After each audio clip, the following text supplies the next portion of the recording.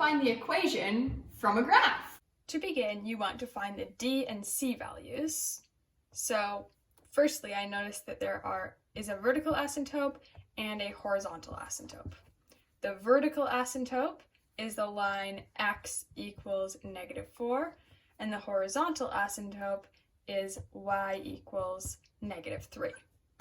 This gives us our d and our c value, which we can then plug in to make our equation. So that would mean f of x equals some numerator, or a value, over x minus d, so x plus 4 plus c, minus 3. Next, we need to find an x and a y value to plug in so that we can solve for our unknown, our a value. So I'm going to pick a random coordinate. There's 4 options. I'm just going to pick -3, -1, x, comma, y.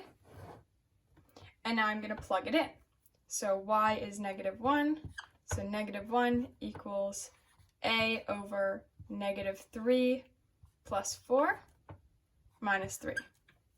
So if I move the -3 over to the other side, that would be +3. So -1 plus 3 is 2. So 2 equals a over 1. So anything divided by 1 is just itself. So 2 equals a. So my final equation, I just plug in that value, and there we have it. To find the equation of this square root function, I'm going to start the same way, finding my d and c value. I notice this vertex is the coordinate 4, 3, which gives us both of those values, d and c. So now I'm going to plug them into our equation.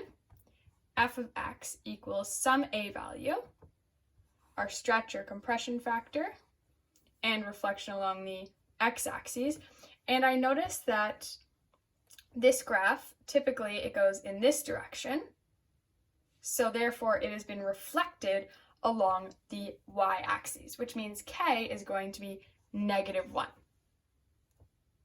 So negative, and then x minus d, x minus, oops, we know our d value, it's 4 in this case, so x minus 4, bracket, plus 3, plus our c value. Now, using another point on our graph, not the same one, another point, so this point here is 0, 4, x, y, and I can plug in those values to solve for our unknown, a. So that would mean 4 equals a square root 0 minus 4, -4, but that negative times negative becomes positive, so root 4 plus 3. Now I can move this 3 over just by subtracting 3, which leaves me with 1 equals, root 4 is 2, so 2a. And when I divide by 2, I'm left with just my a value. A equals 1/2. And that is my final equation. You can go ahead, get rid of that a, and replace it with my number, 1/2. To graph this quadratic function, I'm going to start, once again, by finding my d and c value, which in this case I need my vertex for. So 2, 4 is my vertex. So that gives me my d and c value, which I can plug in. So f of x equals a, x minus d, so x minus 2 squared, plus my c value, plus 4. Next, all I have to do is find a point, another point besides my vertex, and solve for my unknown, a. So this point here, I'm picking this point just because then it's positive rather than negative numbers, 4, 1. And I'm going to plug that in, that's x, y, so my y value is 1. 1 equals a, 4 minus 2, that's 2, 2 squared, plus 4. I'm going to move the 4 over to the other side to isolate for a.